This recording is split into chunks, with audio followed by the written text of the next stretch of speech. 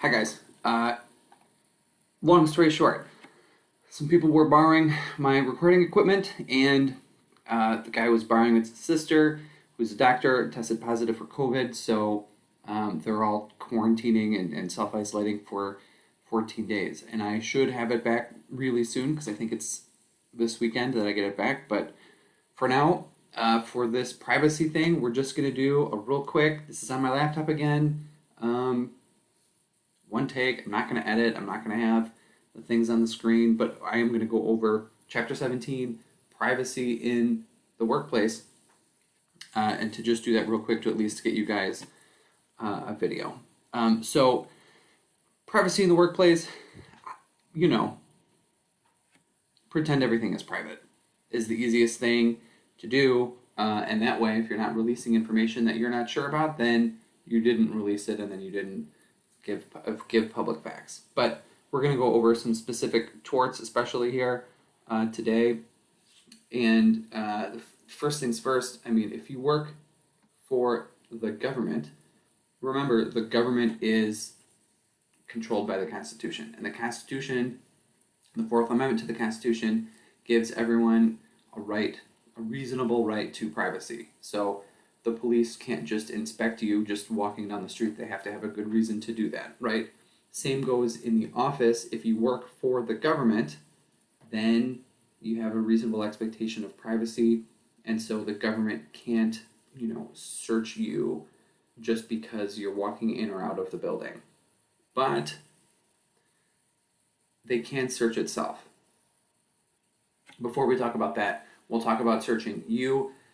I don't know if anyone's ever worked retail. I worked retail through college, high school and college, and it was just a very regular thing, at least it was then, I think it probably still is, where every day before you left, whether it was for a lunch break or for the end of the day, you had to be walked out by your manager and open your coat or your purse or your bag or whatever you had, and they had to make sure you weren't stealing something. That was a big issue, right?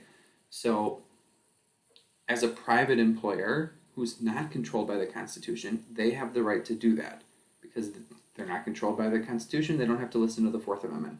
They can search you if they feel like it, whether they think you're stealing or not. Just everyone walking through that door when they leave gets searched. Police can't do that. The government can't do that. If it has a good reason, it can. If you work for the CIA and they, want to make sure that employees aren't taking secret information, then sure, maybe you go through like a metal detector or some sort of, put your stuff through an x-ray machine on your way out. But in general, Oakland University is a government thing. They don't have the right to just search me when I walk out of Poly Hall or whatever building I'm in. They have to have a good reason to think I'm doing something. Back to them searching themselves, they can't search me. They can't, I have my drink here. They can't, unscrew the bottom and make sure I don't have a USB port with information in it. It's not, they can't do that like they do in the movies. But if they want to search the desk in my office, they can. Why? Because that is the government's desk. That is their desk. Oakland University is searching itself when it looks through my desk. And I can put personal stuff in there. I can put only files and I can put whatever I want in the desk. Within reason. But when they look at the desk, Oakland University bought the desk. Oakland University provided the desk. The laptop, if they had provided me with a laptop. All that sort of stuff. And so if they look through that, then that means Oakland University is searching itself. And they're allowed to do that. So if you work for the government, you have a reasonable expectation of privacy. You do. The government can search itself, and companies, anyone can search itself, but the government doesn't have the right to just search you without a good reason to do it. So that being said, we're going to talk mostly the rest of this about private companies, and so there's a few things. We're going to talk about intrusion upon seclusion, public disclosure of private facts, and intentional infliction of emotional distress. And a little bit later, we're going to get to false imprisonment and that sort of stuff. But intrusion upon seclusion, let's talk about that first. 3 elements. All of this is in the PowerPoint that's posted for this chapter, as well as the book if you bought that as well. But as far as like a federal statute or a federal claim, because it's all common law in this chapter, intrusion upon seclusion, 3 elements. An intentional intrusion occurred, the object of the intrusion was truly private, and the intrusion would be highly offensive to a reasonable person. Intentional intrusion occurred. Is walking into a room, it's the actual, walking into the room is the actual action. Whether I didn't know this person would be, changing clothes or not, or whether this person would be doing something, that doesn't matter. The intrusion, the walking in, the looking through the window, whatever it was, is intentional. You didn't walk into that room by accident. You were walking. That's a thing you have to do. If you fell, if you tripped, and fell into, that's an accident. If the building was under construction and the signs on the bathrooms had been taken off the wall, and someone says, "Oh yeah," to a guest, "just the bathroom is right down the hall," and a man accidentally went into a woman's bathroom, but the signs were gone, and so there was no way to tell, that wouldn't be intentional. But if the sign is on the wall, then it's intentional. You're supposed to look at signs, you're supposed to read signs, you're supposed to be aware of your surroundings, and so going in there is on purpose. So the intentional intrusion occurred. The object of the intrusion was truly private. This is all very sort of, what does the public think? Public perspective, right? Was it truly private? A man walking into a woman's bathroom, I think a lot of people would say, he shouldn't do that. There's probably a spectrum of some people that would be terrified and some people that would not care. But in general, Americans are like, no, that's a woman's bathroom. He shouldn't be going in there. And so that's kind of how you gauge if something is truly private. Would it be to a reasonable person? Is that a private moment for them, whatever they're doing? And then the third, the intrusion would be highly offensive to a reasonable person. That's more of combining the two. He did the thing, and it was private, and it was offensive. That's for that person that doesn't care. If it's not a big deal to them, then they probably don't have as much of a claim here. I know it is to a reasonable person, but which might not be that person, but it's to make sure that person isn't just overreacting, basically. Because for the person that doesn't care, there is someone that might think going to the bathroom is a true atrocity if you saw me doing it, and so that feeling is in check.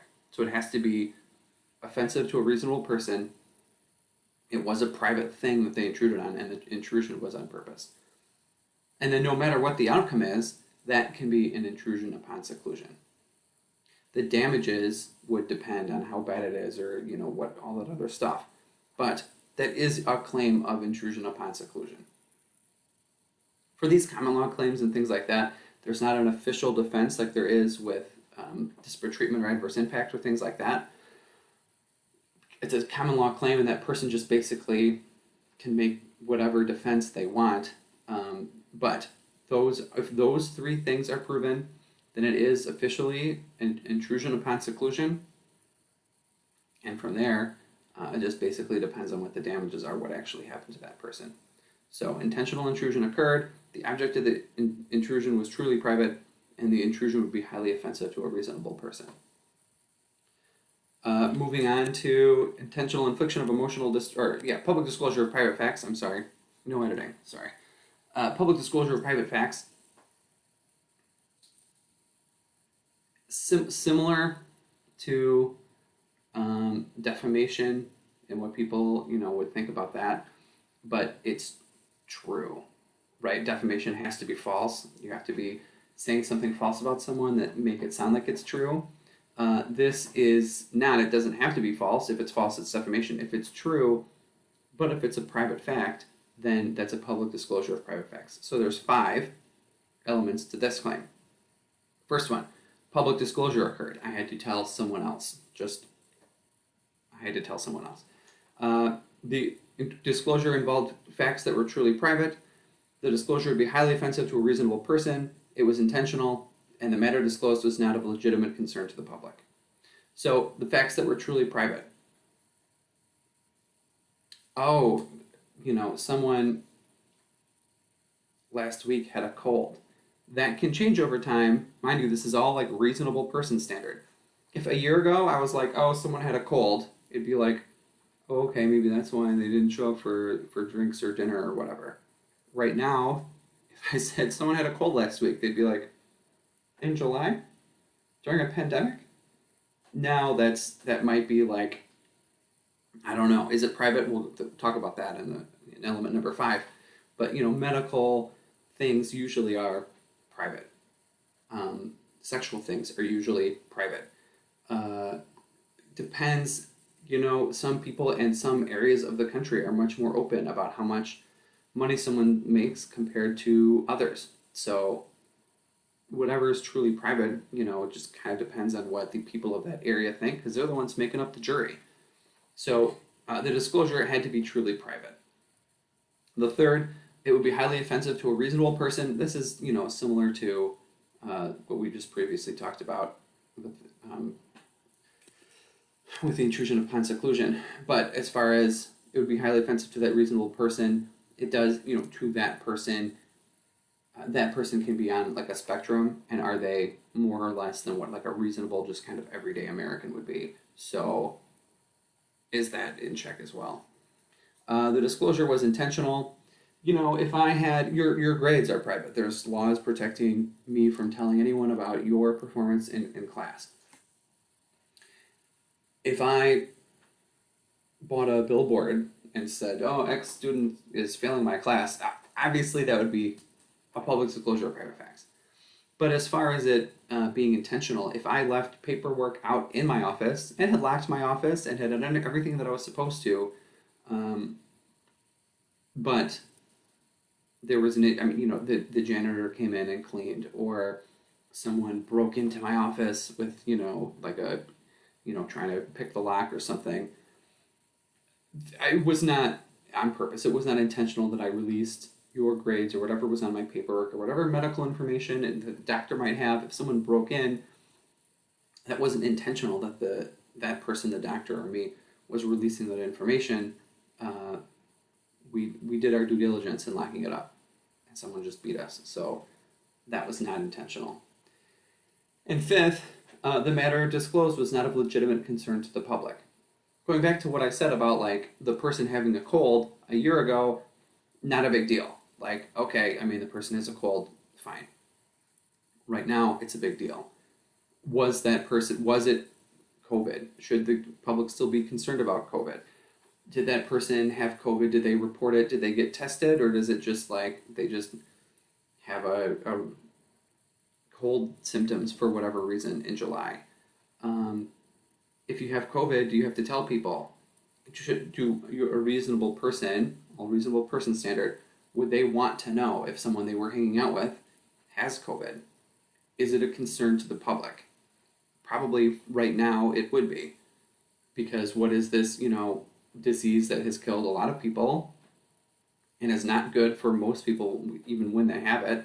And even if it's fine for them, are they going to spread it to other people, right? That's the concern. And so it is, I think, a legitimate concern to the public that they would at least should notify their friends, hey, I've been exposed. I'm glad, my friend told me like, oh, his sister had it. So him and his wife had hung out with her like 12 days before she tested positive, but she's a doctor, so she sees people all the time. So she probably, who knows if they hung out with her when she had it or not, but they're just hunkering down in the house for 2 weeks. And I appreciate them telling me that. So if I was in that jury, and I would say, is it legitimate concern to the public? Yeah, yeah, it is. If it was a year ago and someone had a cold in July, I would think it's weird, but who cares? Well, that stinks. Great. Feel better soon, hit me up next weekend. So, a lot of this reasonable person standard, but public disclosure occurred. Involves a fact that's truly private. It's private to a reasonable person. It was intentional, and it's not of legitimate concern to the public. Because if it is of legitimate concern, then it's that overrules the privacy of the fact. But if it's not of legitimate concern to the public, if it shouldn't matter to the public at large, then it is private, and people shouldn't be disclosing those private facts. And the last is intentional infliction of emotional distress. That's only 3 elements as well. Intent to harm, behavior that is so outrageous, shocking, or atrocious as to be beyond the bounds of what is tolerable in a civilized society, and severe emotional harm or distress. Intent to harm, it has to be on purpose. It can't be an accident.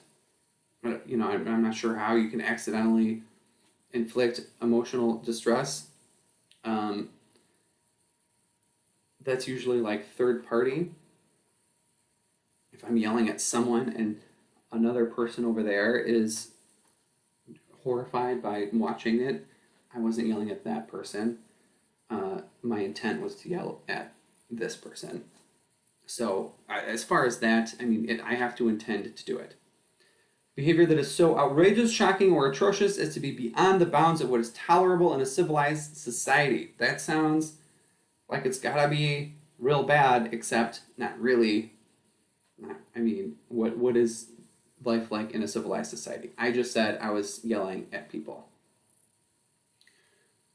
That is, outrageous or shocking or atrocious, but beyond the bounds of what is tolerable in a civilized society. Yelling at someone,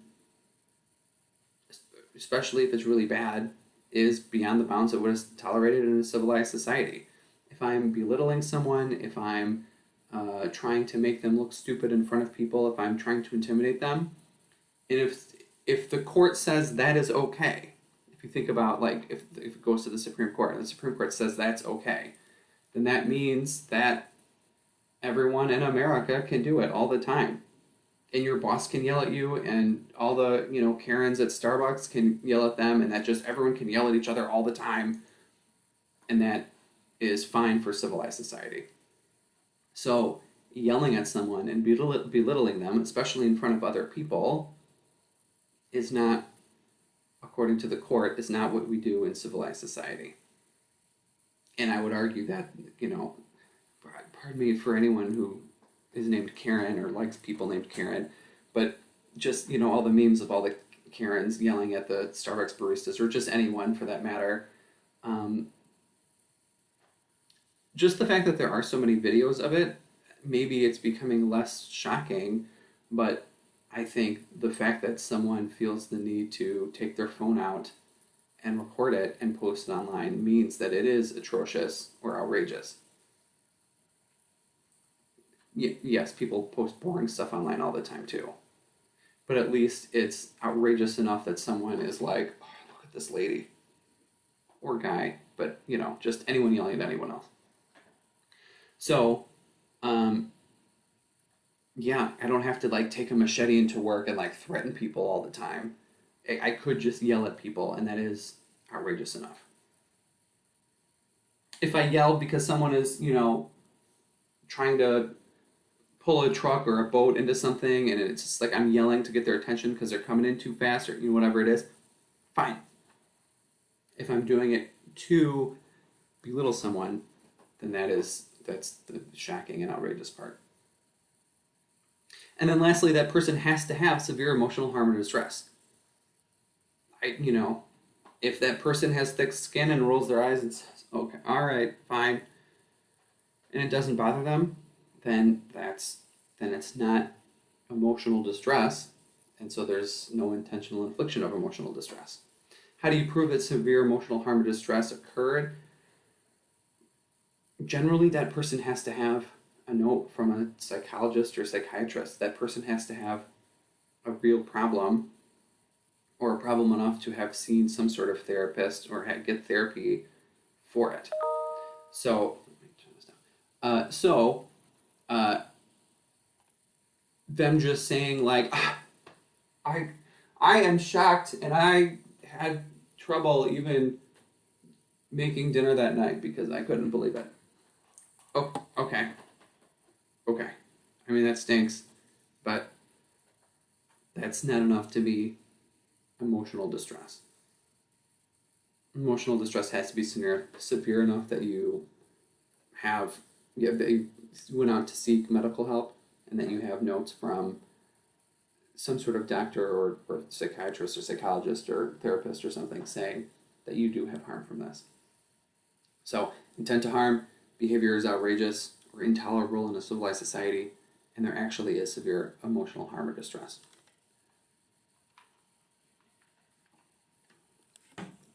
Coming back around to the intent to harm, the only time a third party can be, not the only time, it's really hard for a third party to sue for intentional infliction of emotional distress. The leading case on this is a woman who was a few feet away from her 7-year-old son when he was run over by a bus. And that gave her severe emotional harm or distress. That's not tolerable in a civilized society. The bus driver was driving the bus intentionally. Like I said, if I, back in the intrusion upon seclusion, I walked into the room. It doesn't matter if I walked into the wrong room on purpose or went with the intent. I intentionally walked. That bus driver was intentionally driving the bus. It's not like the bus was empty and broke and just started rolling down the street. That bus driver was driving. That's an intent. So all the elements are there. The mom was close by. I mean, she could have gotten hurt too. That was part of it. She was in the zone of danger. But the fact is that she watched. It was a really traumatic event for her to see that happen to her son. He was gone. So for that, she was able to get to sue the company, the bus company, for intentional infliction of emotional distress. But like, that's the kind of thing it takes for a third party to be successful in an IIED, intentional infliction of emotional distress case. Otherwise, the person, whoever I'm yelling at, let's continue using that, that's the only person that can sue for it. For all of those, I mean, don't be mean, don't be a jerk, right? Intrusion upon seclusion, if you're trying to be sneaky, and there are a lot of people that try to be sneaky, there's a lot of managers that are like, I'm going to catch them and we'll talk about it. Let's talk about it right now. We're going to talk about the Copel versus Spears case. Copel, it's the prime example, and there are a lot of people like this in the world where the manager is going to like get out to get this person. And there's a lot of managers that will not even like talk to the employee and try to improve their performance. They're just going to like sit and wait for bad things to happen and then get them. That's not good management. It shouldn't be doing that. But that's what happened in Copel versus Spears. This was happened in Iowa. Copel worked in an office setting, and the manager thought that her work had declined. So, okay, instead of talking to her, what he did was he installed a camera aimed at her workstation. This was a secret camera. It was kind of like not a professional system. He bought a camera, he bought separate cables, he bought a monitor, he put the monitor in his office so he could see. The camera ran on batteries, so after a few hours it was dead anyway. It was like a whole thing. But he had trained it on her workstation and was going to, watch her and make sure she was working. Didn't walk out to see if she was working, didn't talk to her, didn't try to coach her, just put a camera up to watch her work so he could catch her not working. A little while later, a couple weeks later, I think, he found a hypodermic needle in the parking lot, kind of near where she parked. This was in an office complex, by the way, with other offices in it as well. So there are other employees for other companies, and kind of near where she parked, that wasn't really defined if it was under her car or if it was like a few spots away. But he did find a needle in the parking lot. So when he found that needle, he was like, "Oh, she must be doing drugs." So he moved the camera into the bathroom, and it was a small bathroom. It was just like a one-person bathroom. It wasn't like a big public bathroom or something. She was going to the bathroom one day and saw the camera and was taken aback. She was, offensive. So she filed an intrusion upon seclusion claim against Spears, the boss. Elements. Intentional intrusion occurred. Yeah, he put the camera in the bathroom on purpose. The object of the intrusion was truly private. Yes, most people would say bathrooms are private places. And the intrusion would be highly offensive to a reasonable person. Yeah, I think most reasonable people would say, I don't want a camera sent to my boss's desk so he can watch me go to the bathroom. Like, actually go to the bathroom. Not even just at the door to see who comes in and out, but like it was aimed. So that was her claim. That was intrusion upon seclusion, and that's what she proved, and so that was that. His defense was that the camera didn't work, that the camera ran on batteries and that it ran out of batteries, and so it wasn't running, and it was just live TV to his office, so he wasn't even looking at it. It didn't matter because it didn't have batteries and it wasn't running anyway. Court said too bad, and she won the case. Notice, none of those elements say that this person had to have it work or had to continue doing it or anything like that. Intentional intrusion occurred. Yep, put a camera in there. The object was private. Yes, and it would be offensive. Yes. It didn't say it had to be all the time. If you do it once, it's still an intrusion upon seclusion. It doesn't matter if it was left over from before. Yeah. All of those elements were made. And her reaction kind of depended, because she was like, why is someone watching me go to the bathroom? It got into a little bit like, there are a lot of other ways, but it didn't really matter. The other ways are, like I said, he could have walked out and coached her. He could have said out loud to her, hey, your work is slipping. Is there something going on? He could have sent her to go get drug tested. We already talked about that. You can drug test anyone anytime you want for anything. This wasn't a government thing, so there's not even a reasonable suspicion or reasonable expectation of privacy. Go get drug tested. And she would have had to do it. Or he could have fired her. You can fire her anyway. But none of that happened. He put a camera in a bathroom. He says to watch her to make sure she wasn't doing drugs, which, we can believe it. It doesn't matter if we don't or not. I mean, who knows if he wanted to watch her go to the bathroom? Doesn't matter, because it's still an intrusion upon seclusion if he wanted to watch to see if she was going to the bathroom. There are other ways of figuring out if someone does drugs than putting a camera in the bathroom. So, intentional intrusion occurred. Yep. Put a camera in the woman's bathroom. Object was private. Yeah, it was the bathroom. Bathroom's a private place. Highly offensive to a reasonable person. Do you want your boss literally watching you go to the bathroom? Probably not. So, she won on that intrusion upon seclusion claim. When I say just, be nice or, whatever, yeah, it would be easier for him to go talk to her. It would be easier for him to just send her to a drug test. It would have she probably didn't want to get fired, but I don't want to work for someone watching me go to the bathroom. So there was that as well. There were a lot of other things he could have done. Didn't do any of those things. That was an intrusion upon seclusion.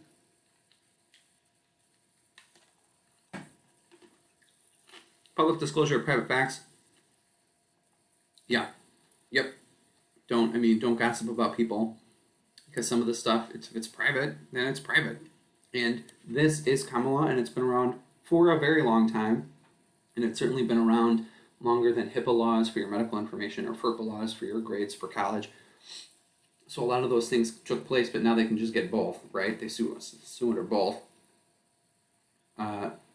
And so, don't discuss what's in people's file or what you find out about people. That's, your work is not your gossip place. Go with your friends and talk about other things, but not talking about those things. And then intentional infliction of emotional distress. Don't be a jerk, right? And if you are enough that you're trying to make someone feel bad about themselves or trying to make them look stupid in front of people or whatever it is, then they can have an IAED claim against you. There is the federal law for the Privacy Act for how to handle personnel records of federal employees. That's just because, things for the government, there are a lot of sunshine laws, right? You can look up anyone who works for the government. You can go look up how much they make, for example. I mean, you're paying taxes, you should know where that money is going, and so that's part of it. But even the government is like, no, people's personnel file are, between them and their boss and maybe the HR person. So that's not, what I mean? It's just a good guideline. Maybe if your company doesn't have to follow a law about federal employees, but it's a good, example if you want to go see how they do it. If there is a union, the union also can see the files. But that's pretty much who it can see it. Is the person can see their own file, as we saw in our homework. The boss can see it because the boss is, and HR, because they're the ones usually putting the stuff in the file. And then the union can see it because that's part of the union's job, is to be able to do things on behalf of the employee. And how can they do that without knowing the employee's situation? So they can see it. Even then, with that type of kind of regulation on who can see the file while someone works there, is that there are laws to separate things. So under the Americans with Disabilities Act, if there's medical information, that has to go into a separate file. I talked about my first day at United States Steel, and that went into a separate file. Because, like I said, those people can see it. Another homework, you can forward it to another company if the person requests you to. So medical information is private, and no one really needs to know that. And if they wanted to know it, they could test that person before they start working there. So there's no reason at all to be talking about anyone's medical information to the point that it has to be kept in a separate file as well. So that information should be kept for the company because the company has it, and it should only be made available on a need-to-know basis. If someone has allergies to things, by the way, that would go into the medical file. If there's an emergency at work and now that person needs medical attention, well, and they're, let's say they're unconscious, there is a medical file that has their allergies in it. So you can go give that to like the paramedic or whoever is there to say, this person is allergic to this kind of medicine, or this person has that kind of condition, or whatever it is, because that person might need to know that to save your life if there was an accident in an industrial setting or even not. So you can release the information on a need-to-know basis, but it is very private, and the people that don't need to know shouldn't have access to that sort of stuff. If you have medical stuff, by the way, you have to keep it for 30 years, like however long they work there, plus 30 years. So you got to keep that information for a long time. I don't know if I've seen the mesothelioma, ads or whatever, but that basically asbestos was the big one, but a lot of like chemical companies and things like that. Mesothelioma takes 30 years to develop, and basically the only way you can develop it is if you breathe in asbestos. And so that's basically what happened is, people that worked at these plants making asbestos or asbestos products breathed all that stuff in, and it took 30 years for this disease to start showing up. And so they put it together really pretty quickly that the only people that get it were people who worked with asbestos.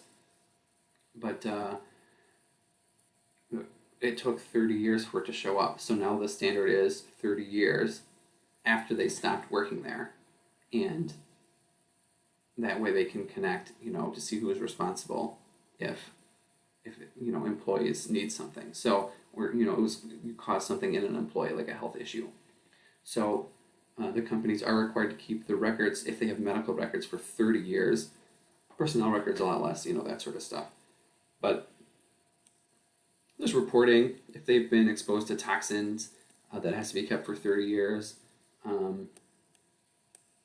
The government can have access, if there's like a warrant, that sort of stuff. But basically, that's all to make sure that people weren't exposed to something that's going to make them sick later on in life.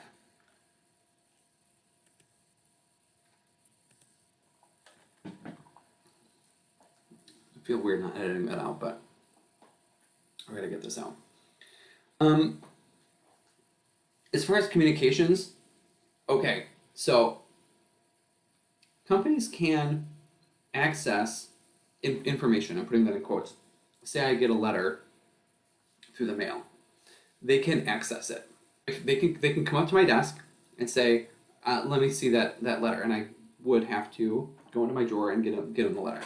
Remember, it's the company's desk and all that other stuff. So the company can access that.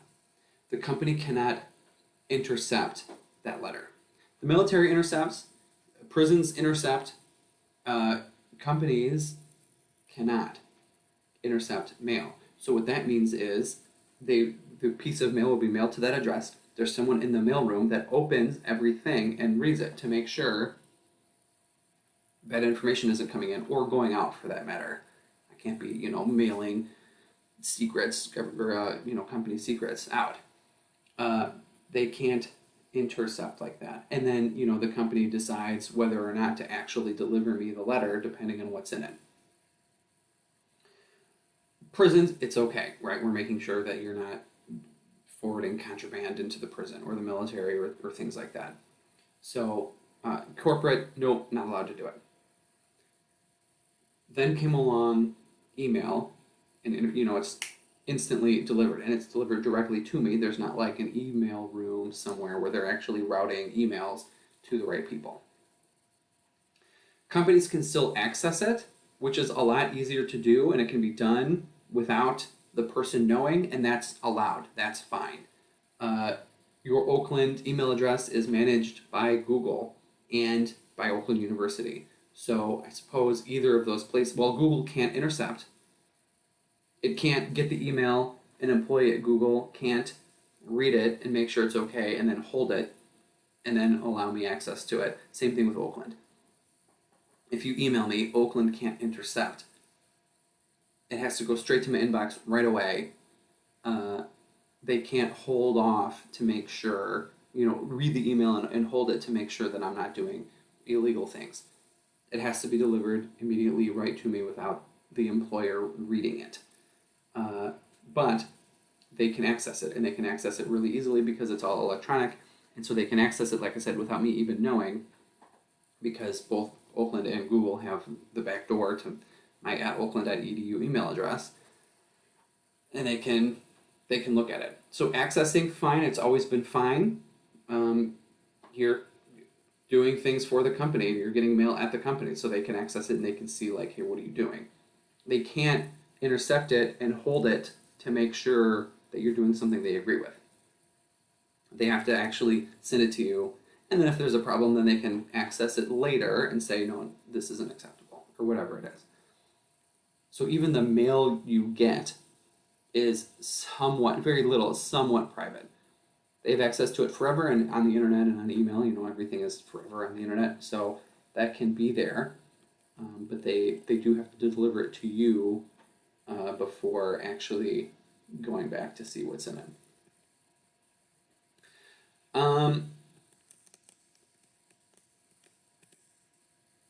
Investigations, if a company if someone thinks someone is doing something wrong, if Mr. Spears thought Ms. Copel was not performing well, that sort of things, you investigate it.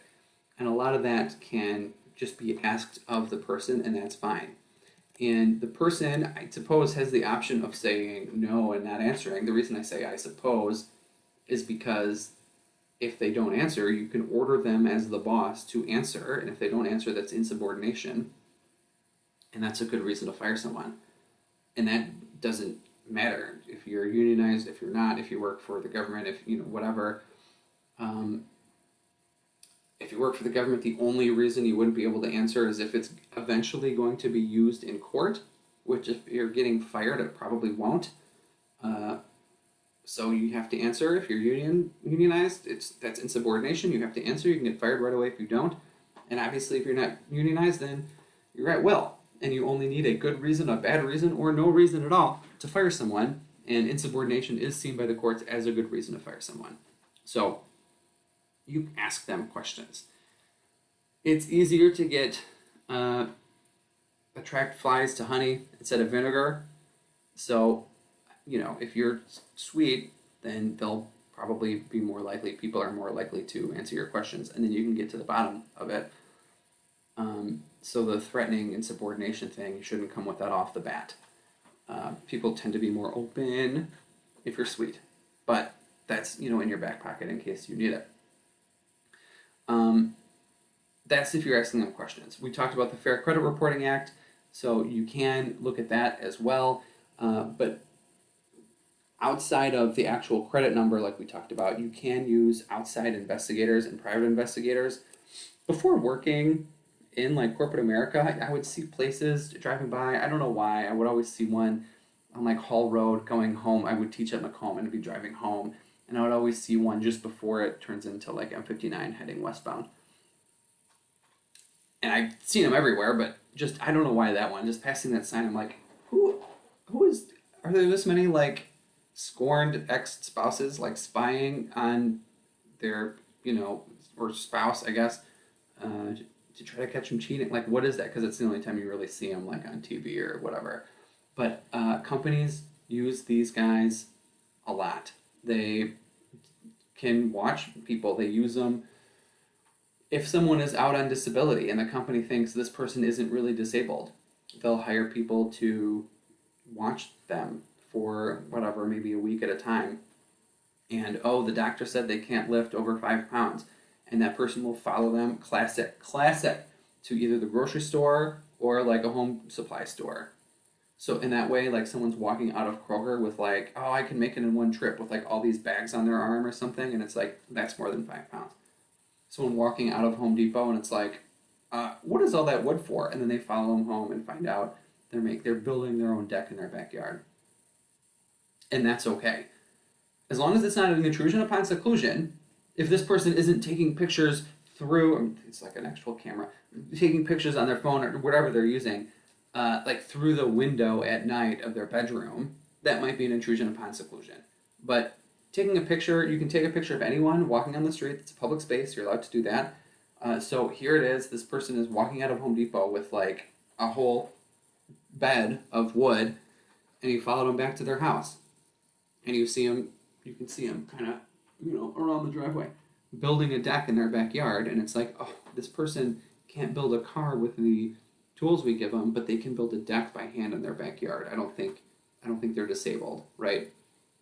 So that sort of investigation happens all the time, and you can use outside investigators if you suspect employee misconduct.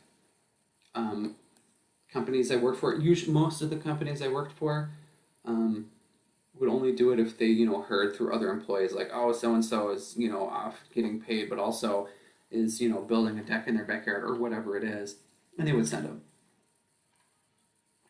U.S. Steel, I've spoken before about. It's a really dangerous workplace, and they have really strict rules about drugs and alcohol and that sort of stuff. It hired people all the time to just sit in the bar. There's a bar across the street, or just around the area, and they'll have like a the picture of the person and some information, and just wait. And they'll have, not the person. They'll be like, there was always like a list of people, and if people were at the bar before their shift, that was like an immediate call, and their badge would be blocked, and they would be breathalyzed before going into work, called into the medical office. If someone was off, if someone was on a last chance agreement, if someone was all sorts saying, under like the 88, if they were a recovering alcoholic, all sorts of things.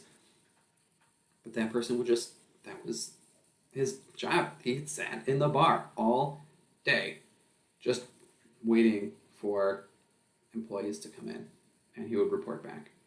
So you can use outside investigators. That is expensive to just hire someone to sit in a bar all the time. But companies do use it. They are allowed to use it, and those people are in public. So as long as it's not an intrusion upon seclusion, then yeah, they're allowed to be used. That is a fine line, though, because if that person does go overboard, if person does start like peeping through the bedroom window or something, the company is the one that hired the PI, private investigator, so they can sue that private investigator. That person can also sue the company. So, don't push the PI too hard to get certain things. The best thing to do is just have a policy. Right, put the employees on notice that like these are the expectations and this is what you need to do, and then if you're breaking it, then yeah, you can send someone out or investigate or just ask questions, but at least they know what it is. A lot of these lawsuits come out where like the employees like I didn't know, and a lot of people say like I didn't know, but there are a lot of companies out there that are silent on those sorts of things and these sorts of policies. And they're very highly offended that you would send someone. And if the company has a policy, first of all, that person can be like, okay, well, hopefully my boss is pretty nice and respects me, so that's good. But if things break down, this is what can happen. And so that's better to have that in a policy available to employees just so they know. Also with them, with like a PI, or even with your boss, you don't need to be extra, you don't need to be excessive. You pretty much almost never need to strip search an employee, right?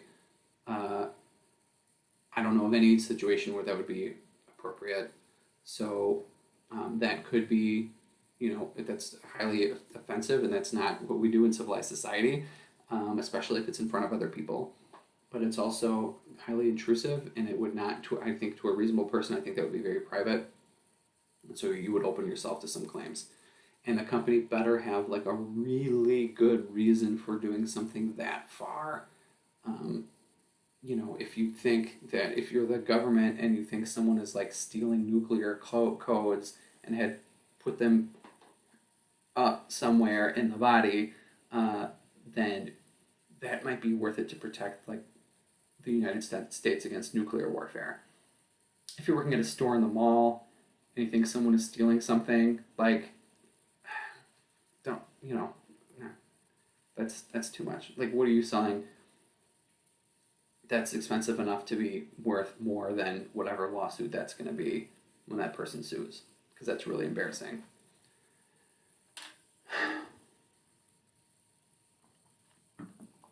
Kind of edging on from there, false imprisonment is a thing, and that's all very like reasonable, right? A lot of reasonable standards in this because it is common law, and like what would a reasonable person think it was appropriate. So false imprisonment, a company is allowed to detain someone if they think there has been wrongdoing. If a store thinks you've been stealing, there's a shopkeeper statute that they're allowed to detain you for a reasonable amount of time. Reasonable usually is about 2 hours. If the person is unionized, they're allowed to have their rep there. But basically, if you think about it in like kind of under the same context as like an intentional infliction of emotional distress, the three we talked about earlier: intentional infliction of emotional distress, intrusion upon seclusion, and then eventually public disclosure of private facts. That's something that you need to watch out for in a false imprisonment.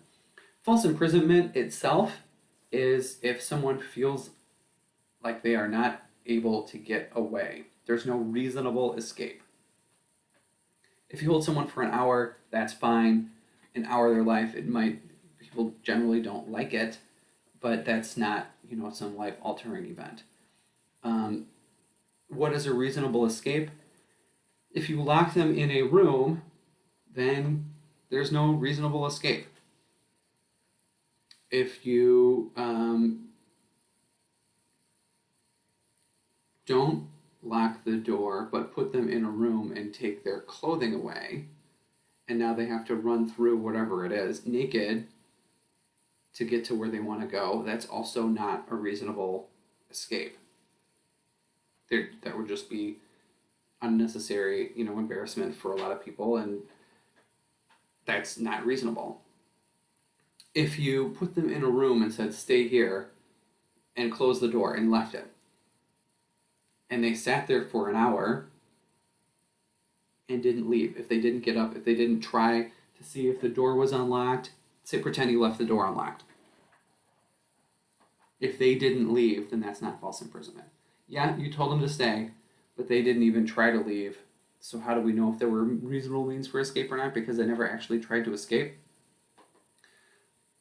That's, false imprisonment. So that particular case would not be false imprisonment, but that is how false imprisonment works. There's just no reasonable means for escape within a reasonable amount of time. And that's usually interpreted as like 2 hours. Employers can detain employees.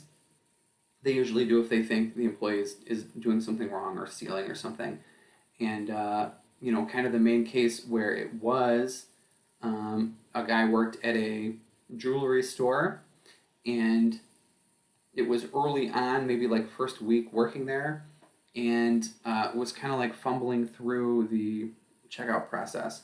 And so because of all the hassle with checking the person out and getting when they were actually at the point of sale, the salesperson gave the customer 10% off. The boss didn't like this, and the boss brought the employee into the back room, did not lock the door, but had the security guard stand at the door, also had the HR person in the room. So it was 4 people in the room, a security guard guarding the door, the owner of the store, and an HR person. And the owner of the store accused the person of having given that discount because there was like a kickback where the person would like give that person cash because that employee had a drug problem, had an alcohol problem, had a credit problem, and so couldn't get a credit card and so needed to make money all these other ways. All sorts of accusations like that, none of which were true. All of that was fine. That was not false imprisonment. It lasted about an hour, and it can be. I think those are embarrassing questions to ask someone that someone is accused of having any of those issues, but especially all of those issues, and it was in front of other people. And this person didn't have a reasonable means of escape. A guard standing there is intimidating. It's meant to be intimidating. I'm not sure that guard would have, punched the person and knocked him out or whatever, how the guard would have blocked the door, but that's not a reasonable means of escape. But employers, stores are allowed to do that, and it was only for an hour. So that the sitting in the room, even though there was no reasonable means of escape, was only for about an hour, and that was fine. It's not false imprisonment. If the manager put that person in the room and with the guard at the door and left him there for 3 hours without saying anything, or questioned them for 3 hours on a 10% off thing on a sale, like it's not even this person was stealing something, it was just thought he had jewelry in his inner pockets or something. For it being any longer might have been a false imprisonment claim. But that person did come back. The person sued for false imprisonment did not win. They were like, no, a manager has the right to ask those kinds of questions, and it's supposed to kind of be intimidating because they want you to answer the questions, truthfully. the person did sue under the other three things we talked about: intrusion upon seclusion, public disclosure of private facts, and intentional infliction of emotional distress. Public disclosure of private facts was almost right away, just no, that didn't happen because the person wasn't an alcoholic, they weren't addicted to drugs, there was no credit problem, there was no kickback. So as far as it wasn't a fact. So there couldn't have been a public disclosure of private facts in front of those other two people because they weren't facts. Maybe if there was a defamation claim, but probably not because that person accused the employee of having those problems, didn't actually say to those other people, he has problems.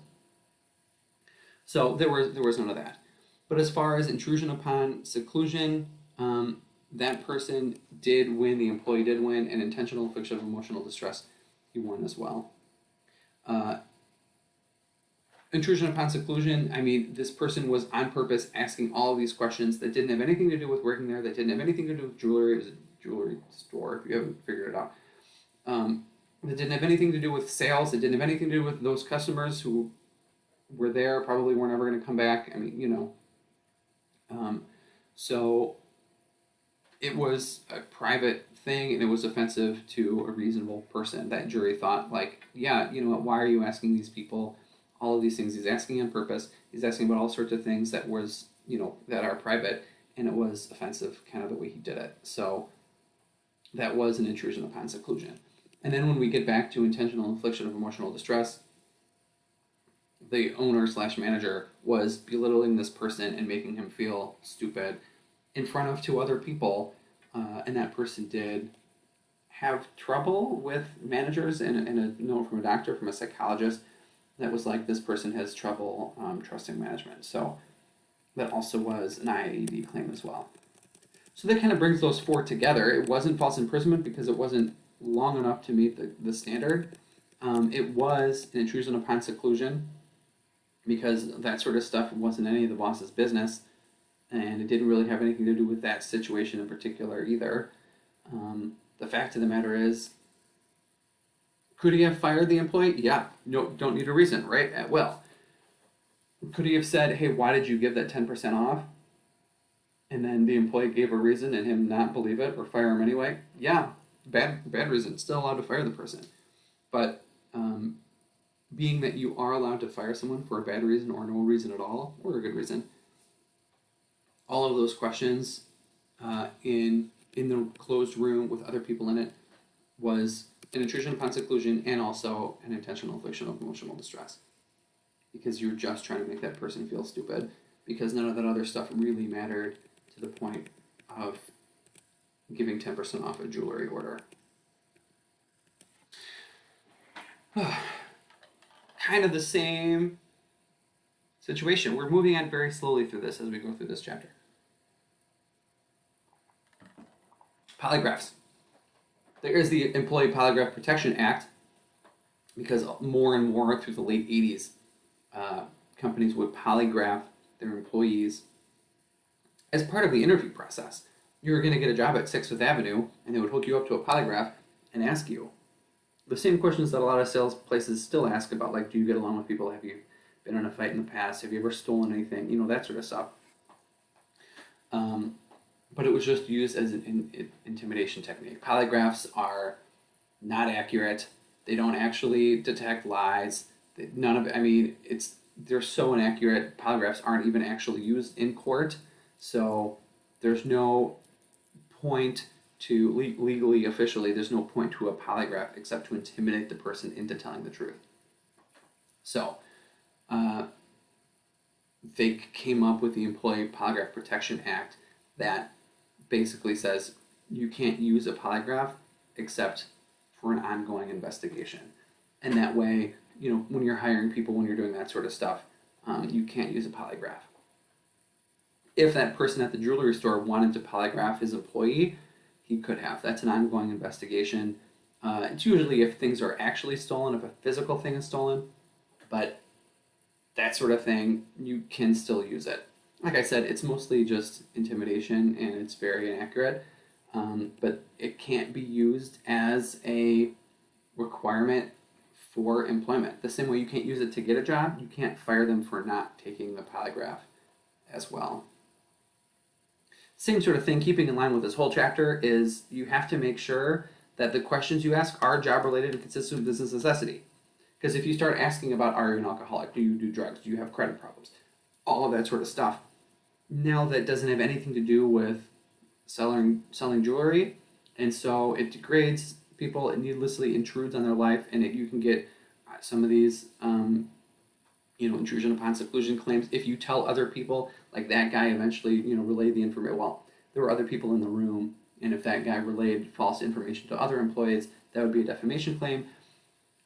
Also, if you ask things that are sort of not job related, consistent with business necessity, that opens you up to disparate impact or adverse impact and disparate treatment claims, more disparate treatment, where what if there was someone that worked there who actually was an alcoholic, and now you fired this person because during the investigation you were asking them if they were an alcoholic that doesn't have anything to do with the job, and they can pin that on the alcoholism questions, and now all of a sudden you're opening yourself up for claims on disparate treatment. So keep the questions, it's safest to keep the questions job related and consistent with business necessity.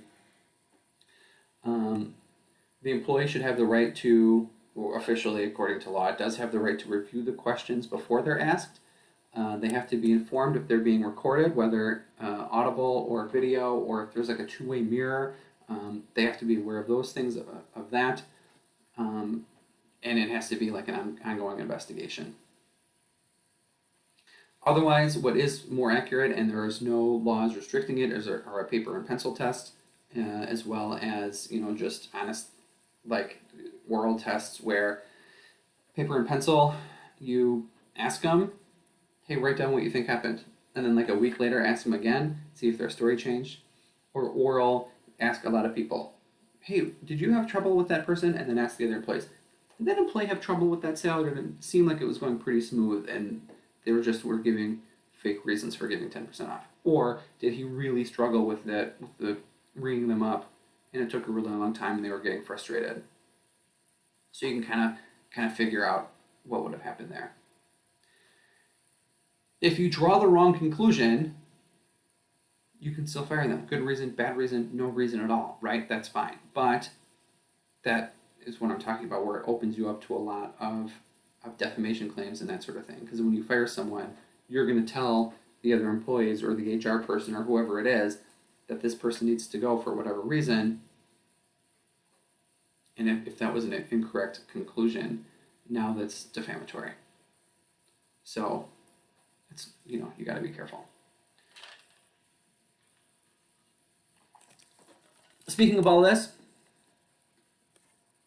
there's all these things about like, you should be freaked out. You shouldn't be freaked out, but you should be careful about what you say. Because this whole time I've been talking about like, that person can file a claim, that person can file a claim, this person can file a claim. Yeah, they can. And no matter what, the problem is if they file a claim, you have to pay to defend yourself. So it's an expense, no matter what. But there is a thing called malicious persecution. If the company did everything properly, and if the person is just filing a claim to be a nuisance, if this person is filing a claim just to make the company look bad, or the person look bad, or just to get some money, if the person truly believes and has like a pretty good case that they just happened to lose, not malicious. If this person is like pushing hard when they really don't have a case in the first place, that is malicious prosecution. At that point, the company can go back against the person and sue for all the costs for defending themselves. So the person who sued, if it was just on purpose to like be a hassle to the company, can be sued back for the cost the company had to pay the lawyers to defend it, or all this, and get all the paperwork and do all that other, any expense that had to do with being sued, you can go back and get the person for malicious prosecution. So